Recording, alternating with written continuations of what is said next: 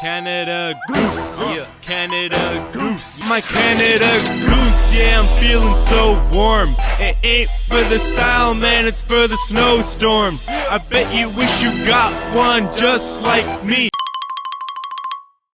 Welcome again to another exciting online lecture from Consumer Behavior.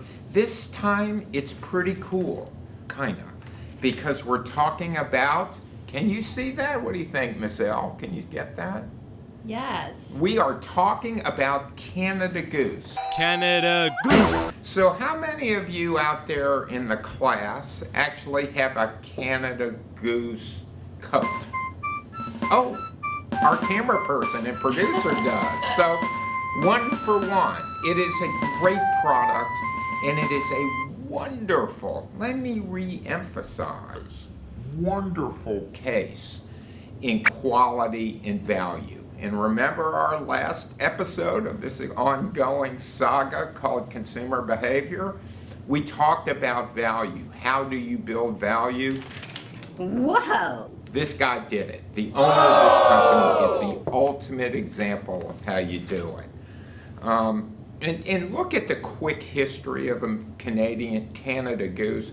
One, if you look at what was happening in the 80s in America and early 90s, American business had, for all intents and purposes, given up on American workers. They said, you know what? You guys want health care, you want days off, you want all this stuff. Whereas if we move our stuff overseas, they work with us. They'll do it for 1/10 of the price. And so Americans who used to work in companies were suddenly dislocated, suddenly couldn't find jobs. So American business said, we're going to go where we can get the best, cheapest workforce. And so by the year 2000, remember going to the Gap, to Old Navy, which you still do? Can you really tell the difference between those? Not really. But use the Gap and the Navy. They're all priced about the same. The quality of the stuff is kind of the same.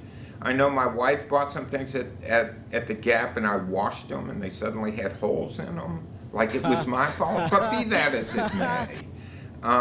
So products almost became parody-like, but Canada Goose is the ultimate example Winner in which someone said, no, that's not what I want to do. I'm not interested. Danny Reese, I think is his name, yeah, said that's not what we're going to do here in Canada. I want to keep the production of my product here. I want to hire Canadians. And I'm not afraid of charging more. I'm not afraid to charge $295 for a jacket, or I'm not afraid to charge $1,600 for a jacket because my people are working on it. You know, all these cases we're studying seem to have a common theme that seems to be going over and over and over again. Those companies that go against the grain, that do kind of the opposite of what's going on, are the ones that succeed. While everybody was going that way, our friend Danny Reese said, I'm staying here. I'm gonna be true to the place I grew up. I'm gonna be true to the people that I've known all my life. That's authentic. That's true to one's values. A little bit different than our friends at Pepsi. Is that me or is that you? Oh my gosh, be that as it may, that's Hannah Lankler, one of our class members, texting me. Wow. But I missed her, so she's on her way back to New York. Safe travels, Hannah. Back to my point here. You know, while Pepsi and Coke were trying to be authentic with their crazy stuff, Danny Reese at Canada Goose did it and succeeded at it. So let's go back to the beginning of this thing. It's kind of cool. First and foremost, this is a family business. So his grandfather started it. He's the grandson, majors in some weird subject like English or something. And before he goes off to write his novel, he says, can I work in the business in the summer? 30 years later, he's still there and never left and never wrote his novel. But Grandpa or Dad invented Snow Goose, which is the filling that goes into their coats. And for many years, these guys cared dramatically about their workers. So they knew that they couldn't produce enough product with the Snow Goose label to sell, so they private labeled. So if Macy's needed down jackets, the Macy's jacket was made by Canada Goose. They kept the factory going, and in the late 90s, they started to promote the brand. And the biggest benefit they had, quit pounding on the desk, Bill, the biggest benefit they had was that they were in a cold environment. If it's cold, you must know something about warmth. 'Cause you're hot and you're cold. About getting coats that make you warm. You're hot and you're cold. So instantly they had some authenticity to what they were doing. Come on in. How are you? You want to say hello to my class? Are you on right now? Yeah. Hey class, how's it going? We miss you here. Hope everybody's doing well. How you doing off? Good Okay, job. thank Thank you. Nice to see you. You know our iLab, it always has tons of visitors on an ongoing basis. So it was authentic. It's cold in Canada. They must know how to make coats. It's believable. Let's go to New Orleans. They're drunk in New Orleans. They must know how to make liquor. You know, same kind of thing.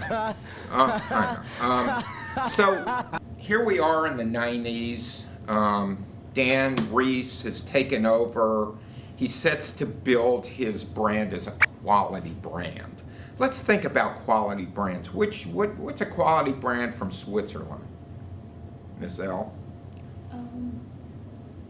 Like watches? Yeah, Rolex. Yeah. And what would be a quality brand from Britain? Range Rover. Yeah. Okay. And what would be a quality brand from Canada? Canada Goose. You got it. So he was trying to fit his brand right at the top. And here we go, just like other, I think an interesting analogy here would be something like, what bag did you have this morning? Lululemon, another Canadian company that disrupted, disrupted a market, not by coming in at the low end like we studied in disruption, but coming in at the high end by saying it's worth paying more for what I have. That was the basic scenario for Canada Goose. And like our friends at Lululemon at the beginning, and like our friends at all of these companies, like Starbucks at the beginning, they had no money for advertising. So what did he do? Do. Same old story here. Built a website. And with that website, it may have been clunky, but it was working. He started supplying outerwear, which is kind of cool, to people traveling to the North Pole, and even supplied the outerwear for a National Geographic special. And I think what he said was his product benefit was, we protect people who lived and worked in the coldest environments on Earth, and then shared their story. Let me say that again. We protected people who lived and worked in the coldest environments on Earth, and then we got them to share their story. That's not marketing brain surgery. That just shows you the simplicity of how you can sell and market a product that is a very strong and it is at the luxury level. And his commitment to the workforce, phenomenal. He kept all the manufacturing in Canada. He didn't send people to school. He trained the seamstresses himself. Today, Canada Goose employs how many people? 3,500 across Canada. And as Danny said, we're not chasing margins, we're chasing quality. There it is, quality equals value. In 2016, guess what happened? They moved to China? Nope, Yeah. Good thought, though. Instead, he did what all like Sephora's doing, like we talked about in Glossier. He began to open his own retail stores. I'm always amazed that people who sell online and do this, suddenly the next step for them is to open a retail store. As of 2019, when this was written just last year, before the pandemic, he was in 12 cities, Canada Goose. It's so familiar.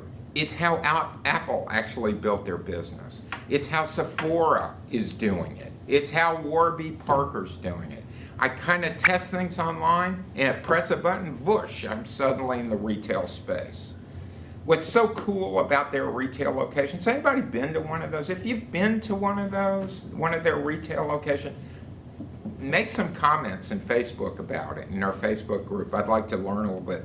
But they even have cold rooms in their stores. I've been in there. Come on, how was it? It's so cold in there, but like I was wearing their hat and then their jacket, so like I don't really feel really cold. Talk about authentic. Yeah. I mean, it's the ultimate in authenticity. To continue to expand his growth, they went public.